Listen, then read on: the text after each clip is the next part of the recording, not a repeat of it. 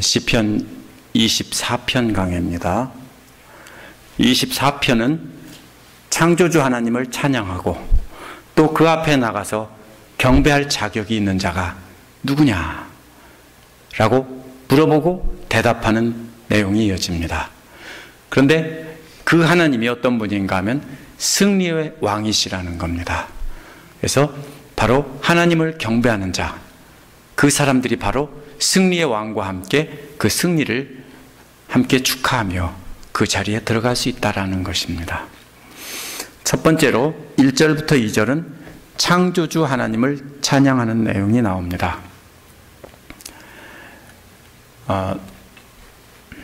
이 시편에 보면 옛날 우리나라 시조도 짝을 이루는 것처럼 여기서도 꼭 짝을 이루고 있습니다.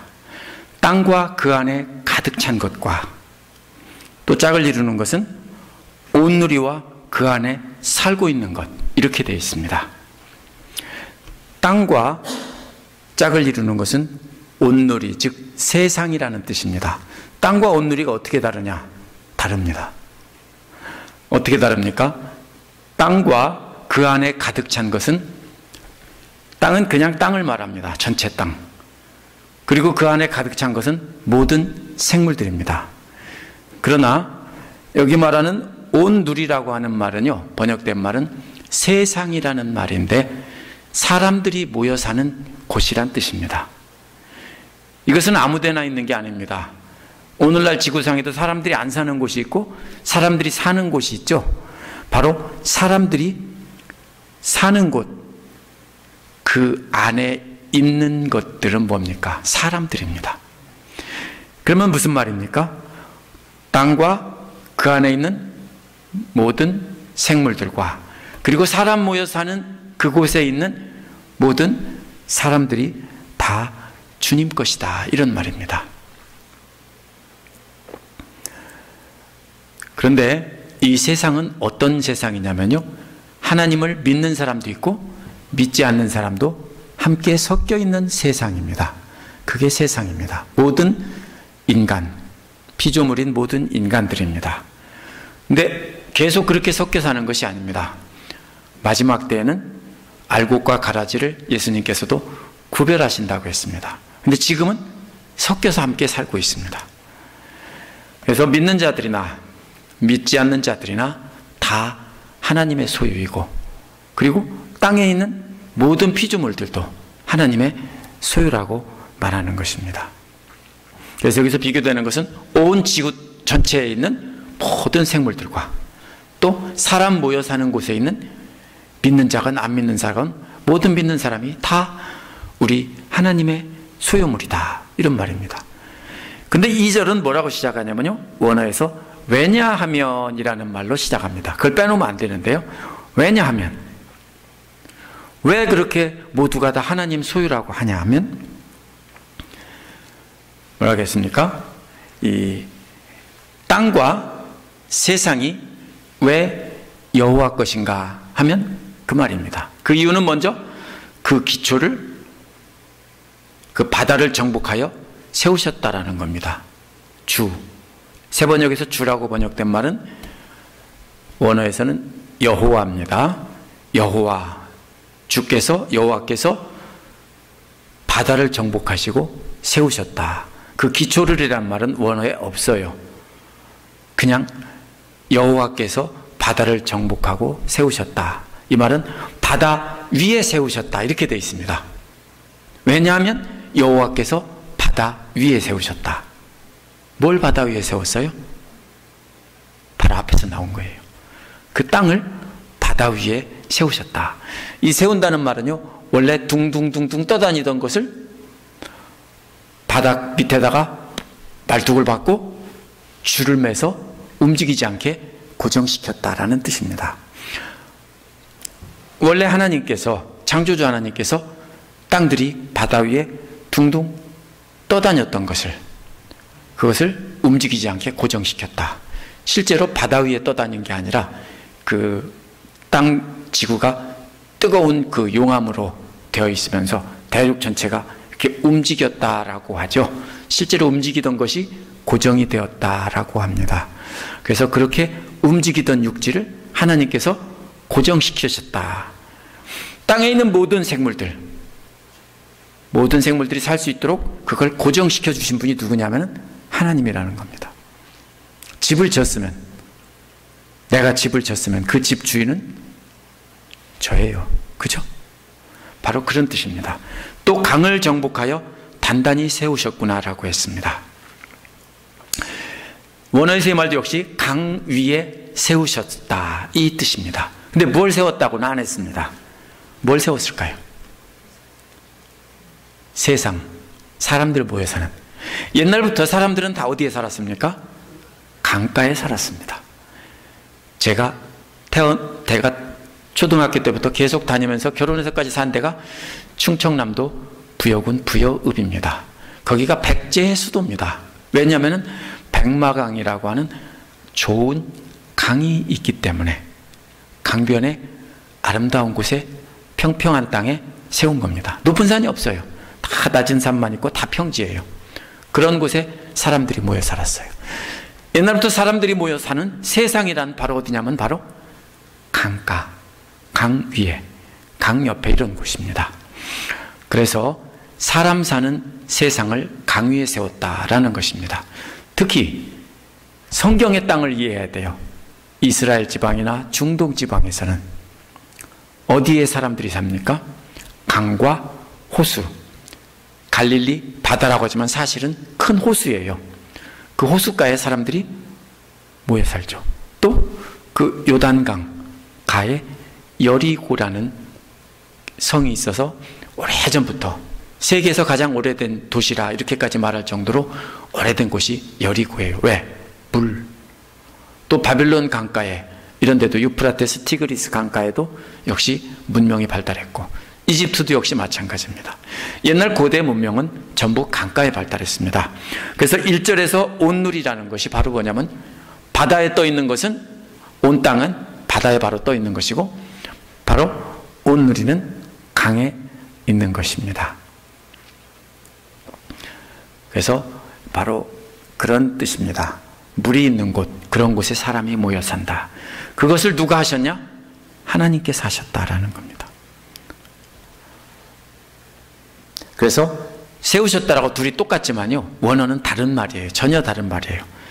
하나는 말뚝박고 끈으로 매서 고정시켰다라는 뜻이고요. 바다는, 바다 위에 있는 땅은.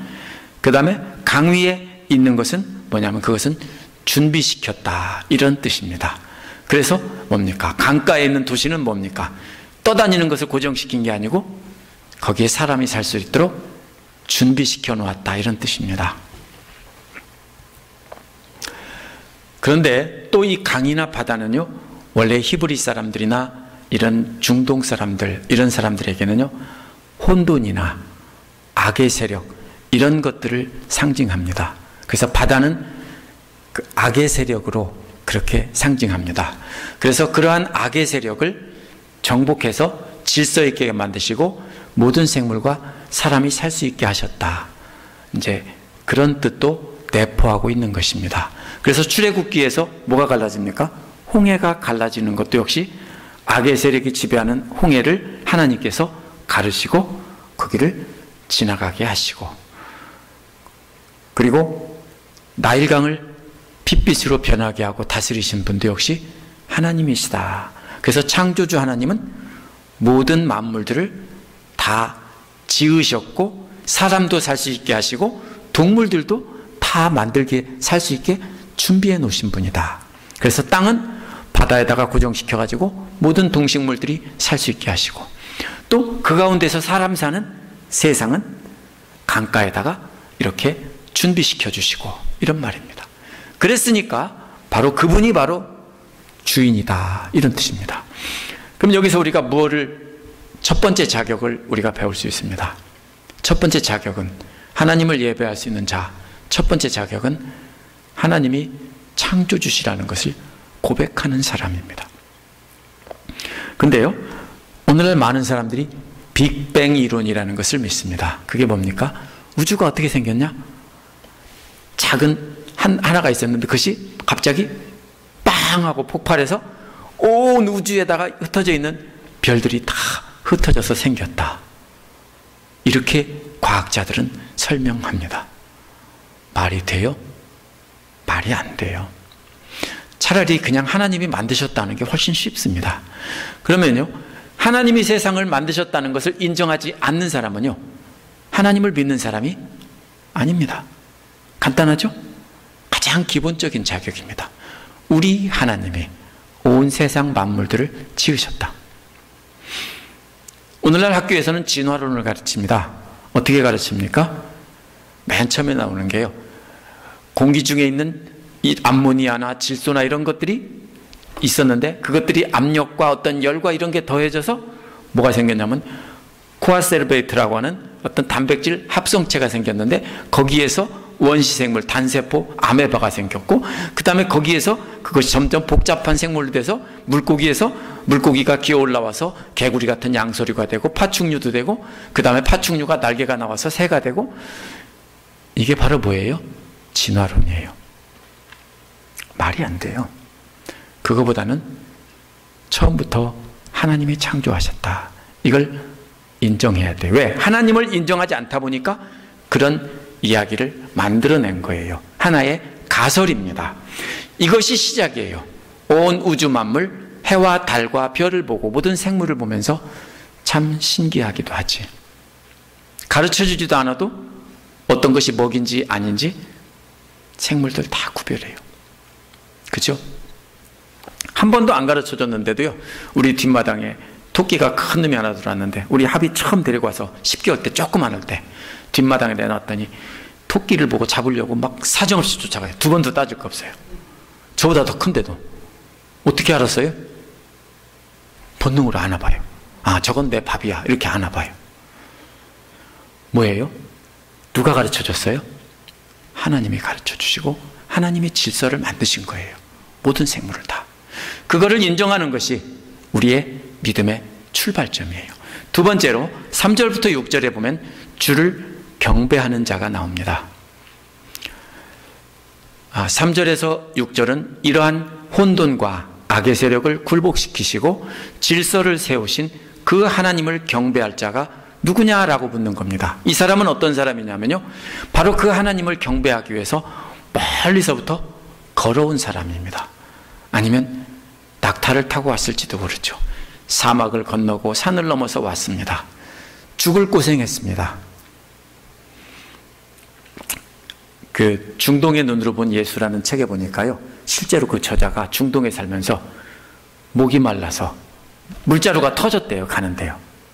물자루가 터져가지고 한 자루가 다 새버려서 예정보다 물이 빨리 떨어졌는데 나중에 얼마나 목이 마른지 혓바닥 입천장에 닿으면 사포 2장을 문지르는 것 같았다라고 합니다.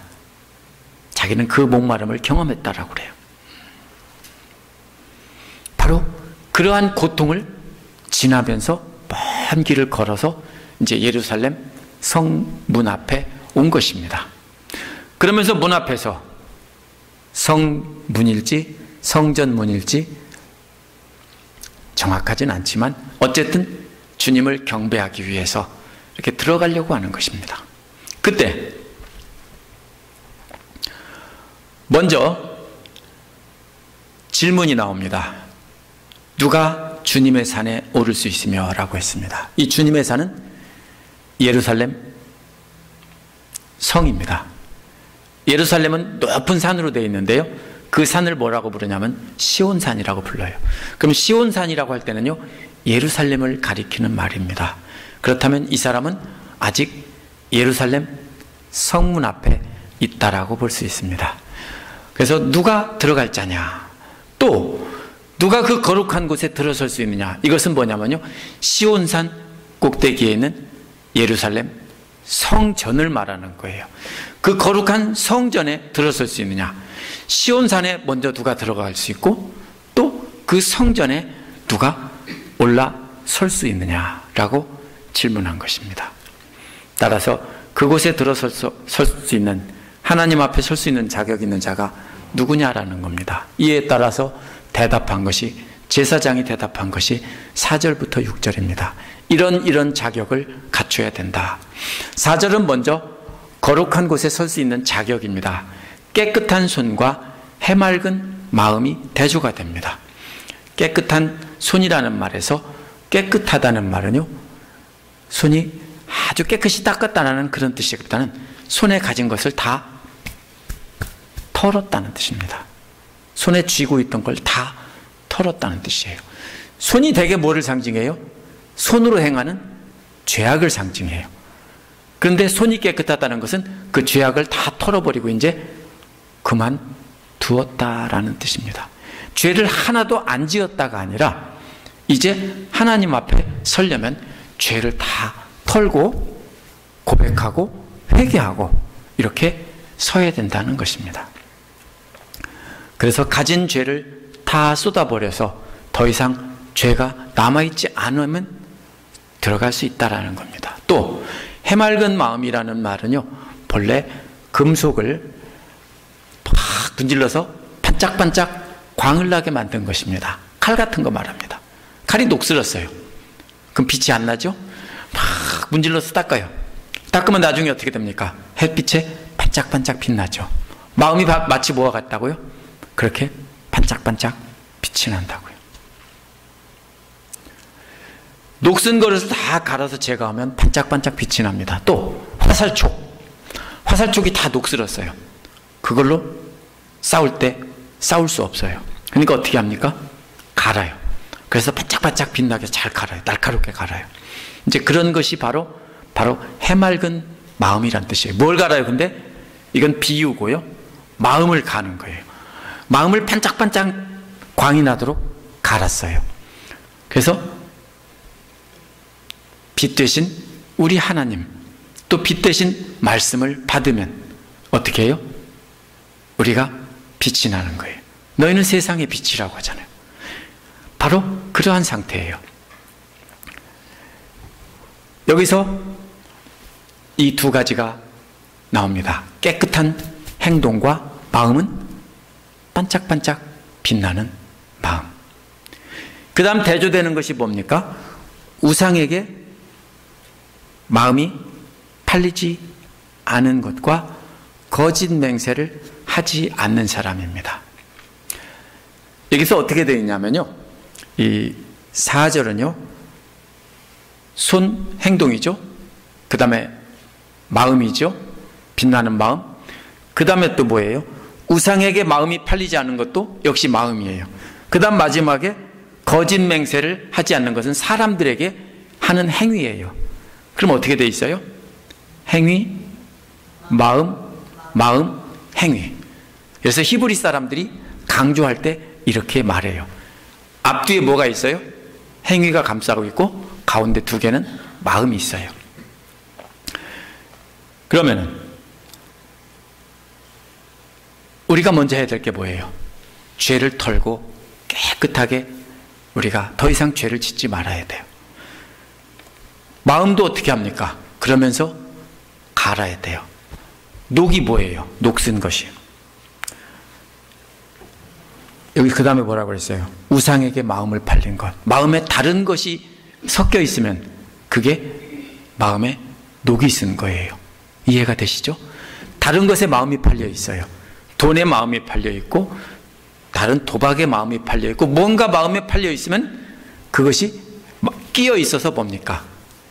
빛이 나지 못하게 해요. 하나님의 영광의 빛을 받아도요 빛이 안 나요. 그리고 우리 자신의 원래 그 영광된 모습이 녹으로 인해서 다 감춰져 버렸어요.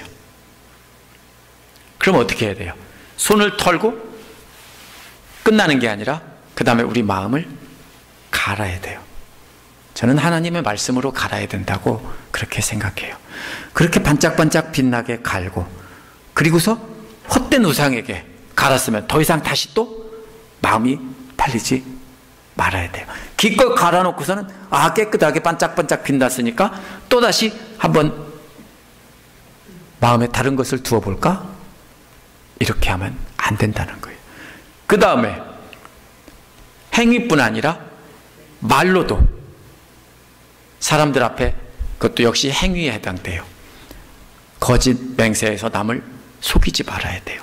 이게 자격이에요.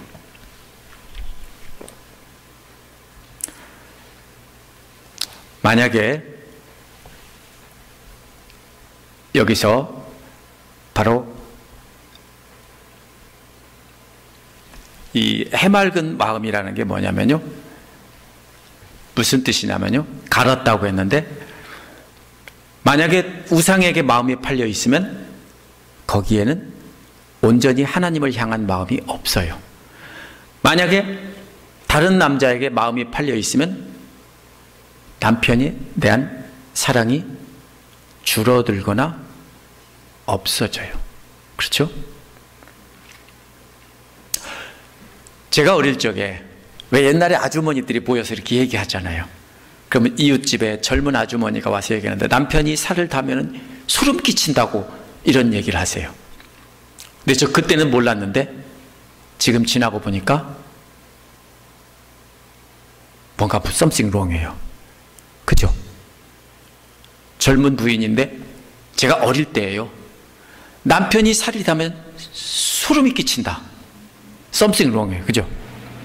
어떤 경우입니까? 다른 사람을 마음에 품고 있거나 아니면 바람이 났거나 이런 상태가 바로 그런 상태입니다. 이 마음이 갈라지는 거예요. 그래서 그 다음에 그럼 어떻게 합니까? 숨기겠죠. 남편에게도 그 마음을 숨기겠죠. 그것처럼 하나님께 그렇게 되는 거예요. 그래서 성경에서, 구약 성경에서 우상 숭배하는 것을 자꾸 뭐라고 그래요? 간음에다 비교하는 것이 바로 그런 뜻입니다. 하나님을 속이고 그것을 우상에게 마음이 팔려 있으니까 그 마음을 감추고 있는 거예요. 그런데 그것을 싹 갈아내면은 그대로 다 드러나죠. 거풀이 잊고 있는 게 없어요. 그대로 다 드러나니까 진실된 마음이 되고 깨끗한 마음이 되는 겁니다. 그 마음으로 하나님은 속이지 않고 그 다음에 나가서 사람들 앞에서도 거짓 증언하지 않아서 사람들도 속이지 않는 겁니다. 우리가 먼저 해야 되는 순서가 뭐예요? 행동은 먼저 행동을 털어야 되는 거예요. 그 다음에 마음을 가는 거지만 그 다음에 하나님 앞에 진심을 드러내면 그것이 먼저고 그 다음에는 뭡니까? 사람들 앞에서도 그러면 거짓 맹세를 하지 말아야 되는 겁니다. 그 순서가 이렇게 되는 것입니다. 그러면 그런 사람들은 하나님을 속이지 않으니까 거룩한 성소에 설 수 있다라는 것입니다. 5절은 그런 사람이 받을 혜택을 말하고 있습니다. 첫째, 그런 사람은 여호와로부터 오는 복을 받는다고 했습니다. 이 복이라는 게 물질의 복이 아닙니다. 하나님 말씀 듣고 그 말씀을 따라 사는 것이 바로 복입니다. 또 그를 구원하시는 하나님으로부터 의롭다고 인정받는 사람이라고 했습니다. 이 구원하시는 하나님이라는 말은요, 엘로힘이라는 말인데요, 이게 재판관이라는 뜻이에요. 원래 재판관, 왕 이런 사람들도 엘로힘이라고 불러요. 그러면 여호와로부터 복을 받고 여기서 엘로힘으로부터 재판을 받는 거예요. 그러니까 재판관으로부터 재판을 받고 여호와로부터는 복을 받는다고 했어요. 그러면은 바로 하나님께서 이런 사람에게는 뭘 주세요? 말씀으로 복을 주세요. 그래서 그 말씀으로 깨닫고 말씀을 따라 살게 하시고 그 다음에 재판관 되시는 하나님께서 또 죄가 있어도 그런 사람들은 죄가 없다라고 선포해 주신다는 거예요. 그래서 의롭다라는 말은 그런 뜻이에요. 완전히 아무 죄도 없다가 아니라 죄가 있음에도 불구하고 내가 너를 용서해 줄게. 이것이 바로 의롭다라는 거예요. 죄 용서를 받는다는 뜻이에요. 바로 행동과 마음을 하나님 앞에 깨끗하게 솔직하게 드러내는 사람이 바로 하나님께서 복도 주시고 의롭다고 해 주신다는 거예요. 이 두 가지를 받는다는 거예요. 하지만 이러한 복과 의는 사람의 행위에서 나온 것이 아닙니다. 6절에서 그 답을 말하고 있습니다. 그런 사람은 주님을 찾는 사람이요 라고 했습니다. 이 찾는다는 말은요, 물어본다는 뜻입니다. 찾아가서 듣는다는 뜻입니다. 고민이 생기면 누구를 찾아가겠습니까? 하나님 말고 사람, 믿을 만한 사람을 찾아가겠죠. 내가 고민이 생겼는데 이 사람한테 얘기하면은 내 고민 들어주고 발설을 안 할 것이다. 그런데 온 동네방네 듣기만 하면은 까발리고 흉보는 사람한테 이야기하겠습니까? 안 하겠죠? 누구한테 하겠습니까? 아, 이 사람은 진실된 사람이고 내 말을 듣고 이해해 줄 만한 믿을 만한 사람이야. 그거죠. 그런 사람을 찾아가는 거죠. 여기서 바로 복과 의는 바로 주님을 찾는 사람입니다. 6절에 보면 그런 사람을 주님을 찾습니다. 그러면 주님으로부터 찾아가서 듣는다는 말이 무슨 뜻입니까? 열왕기하 1장 2절에 보면 아합이 바알세복을 찾아가서 물어보라고 하는 말이 나옵니다. 바알세복을 찾아가서 물어보라 하는 짓도 참 못된 짓만 해요. 아합이 그렇게 물어보라고 했어요. 그게 바로 이 말이에요. 그러면 여기서 찾는다는 말은 뭐예요? 찾아가서 물어보고 듣는다는 뜻이에요. 그런데 고민이 있는 사람이 상담가를, 카운슬러를 찾아가는 것처럼 하나님을 찾아가서 하나님으로부터 듣는 세대가 바로 여호와로부터 복을 받고 또 재판장이신 하나님으로부터 의롭다함을 받을 사람이란 뜻입니다. 여기서는 사람이 아니라 원어에서는 세대라는 뜻이에요. 이 세대라는 뜻은 뭐냐면 어떤 한 특정한 시대에 사는 사람들을 말하는 거예요. 오늘날 세대면은 우리가 바로 여기서 말하는 세대예요. 왜? 어디 사람, 그 당시 사람만 말하는 게 아니라 영원히 두고두고 해야 되기 때문에 세대라는 말을 썼습니다. 그래서 6절에서 그런 세대는 이런 말입니다. 그런 세대는 주님을 찾아가서 듣는 사람이요, 이런 말입니다. 또 뭐라 하겠습니까? 야곱의 하나님을 사모하는 사람이다. 무슨 뜻일까요? 이것은 하나님의 얼굴을 계속 찾는다는 뜻입니다. 무슨 뜻이냐면요, 그 얼굴을 대면하고 하나님의 임재 앞에서 하나님을 경배하고 예배한다는 뜻입니다. 그래서 여기서 바로 야곱의 하나님의 얼굴을 사모하는 사람은 예배한다는 뜻입니다. 바로 그러면 6절에 믿는 자가 어떤 사람인가 다 나와 있습니다. 우선 어떤 사람입니까? 하나님의 말씀을 듣고 싶어 하죠. 그렇죠? 믿음이 없는 사람들, 하나님을 경배하지 않는 사람, 하나님을 인정하지 않는 사람들은 아무리 좋은 말씀이 있다 해도 귀 막고 안 듣죠. 흘려 듣죠. 빨리 끝났으면 이러죠. 그래서 듣는 자입니다. 두 번째로는 뭡니까? 듣고 그 말씀을 받아서 경배하고 하나님 앞에 직접 예배하는 자입니다. 주일에 나와서 하나님을 예배하러 나오는 사람이 바로 이 하나님으로부터 의와 복을 받을 사람입니다. 이렇게 자격을 다 갖췄고 어떤 사람이 그런 사람인가 증거까지 다 됐습니다. 그런데 그 다음에 엉뚱한 얘기가 나옵니다. 그래서 어떤 사람들은 이것은 원래 다른 시편이다 이렇게 말해버립니다. 그런데 그랬던 적이 없습니다. 여러 가지 증거를 보면 한 덩어리로 계속 이 시편을 불러왔습니다. 오랫동안. 그래서 세 번째로 7절부터 10절은 법궤의 행진이 나옵니다. 어떻게 연결이 될까요? 이렇게 하나님으로부터 듣고 하나님을 경배하는 자가 영광의 자리에 설 수 있는 사람인데 그 영광의 자리에 서면 그 다음에 뭡니까? 자동으로 하나님의 군대가 됩니다. 하나님을 경배하는 자, 하나님의 말씀을 듣고 예배하는 자가 바로 뭡니까? 하나님의 군대가 됩니다. 이제 이 순례자는 들어갈 자격을 갖춰서 들어가도 좋다고 했으니까 성전에 들어가서 말씀을 듣고 또 하나님을 예배를 했습니다. 그러고 나니까 동시에 뭐가 됐습니까? 마치 사관학교 졸업하면 자동으로 장교가 되듯이 이제 하나님의 군대가 됐다라는 겁니다. 그래서 이제는 하나님의 군대가 됐습니다. 그런데 이 군대는, 하나님의 군대는 군인들의 힘으로 승리하는 자리가 아닙니다. 대장 되시고 왕이신 하나님께서 앞서가시면서 다 적을 물리치면 뒤에 가서 뭐만 하면 되냐면요, 전리품만 주우면 돼요. 옷만 벗겨가고 칼 뺏어가고 이런 것만 주워가면 돼요. 이런 군대입니다. 그래서 이제 승리는 여호와께 달려 있습니다. 예배할 자격을 얻은 자가 하나님의 군대에 조인해서 하나님의 뒤를 따라가며 전리품을 얻고 승리했다고 환호만 외치면 되는 겁니다. 이제 시편 기록자는 하나님의 군대의 대열에 합류했습니다.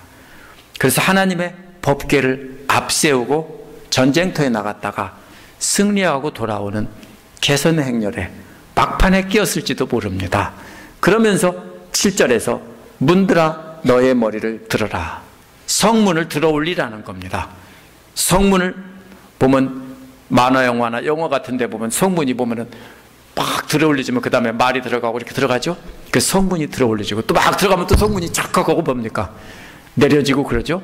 그 성문을 부수기 위해서 막대기로 막 치고 그러잖아요. 그런 성문아 들어 올려져라 하고 명령한 겁니다. 왜? 맨 앞에 누가 갑니까? 하나님을 상징하는 하나님의 궤가 가기 때문에 문 들어 올리라고 명령하는 겁니다. 근데 영원한 문들이라고 그랬습니다. 이건 뭐냐면요, 원어의 뜻은 이터널 도어가 아니고 에인션트 도어입니다. 옛날의 문들아, 이런 뜻입니다. 옛날의 문들아, 아주 오래된 문입니다. 왜 오래된 문이라고 합니까? 문이 없었습니까? 옛날에 있었는데 오랫동안 아마 안 열렸을지도 모릅니다. 왜? 전쟁에 승리한 적이 한 번도 없었기 때문에 그 문이, 개선문이 안 열렸을지도 모릅니다. 그래서 오래된 문아 열려라, 들어 올려져라. 왜? 승리하시고 돌아오시는 우리 영광의 왕께서 들어가신다, 이런 말입니다. 그러자 성문지기가 물어봅니다. 영광의 왕이 누구시냐? 라고 묻자 여호와라고 대답합니다. 원어에는 그렇게 나와요. 그냥 단도직입적으로 설명 없이 여호와. 어떤 여호와냐면 힘이 세고라고 대답합니다. 이건 무슨 뜻이냐면요, 상대와 힘을 겨루면서 압도적으로 이기시는 모습입니다. 씨름판에서 예를 들면 가지고 노는 거예요. 막 가지고 놀고 질까 이길까가 아니라 그냥 번쩍 들어다 놓고 그냥 봐주는 거예요. 그러면서 그냥 대답 베어치는 그런 힘을 가지신, 이런 뜻입니다. 상대를 압도적으로 제압할 수 있는 힘이 가지신 이런 분이시다라는 겁니다.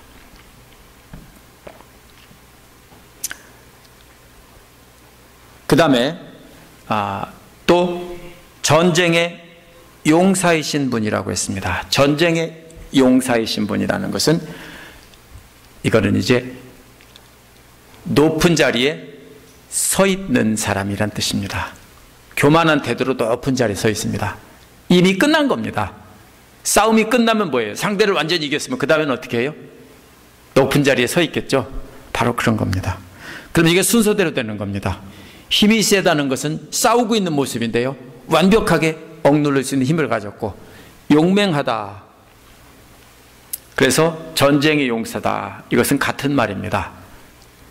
용맹하다는 말과 전쟁의 용사는 똑같은 말인데 이것은 이미 이겼고 폼 잡고 뭡니까? 높이 서 있다라는 뜻입니다. 이런 분이야 바로 적과 싸우면 그냥 적은 짝소리도 못하게 단칼에 눌러버리시는 최고 고수시고, 그리고 지금 승리하고 이렇게 폼 잡고 계시는 그런 분이라, 이렇게 말하고 있는 겁니다. 9절은 7절과 똑같습니다.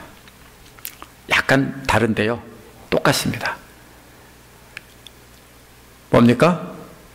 또다시 말하는 겁니다.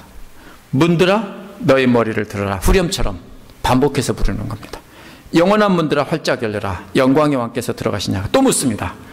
영광의 왕이 누구시냐? 만군의 주. 이 말은요, 군대의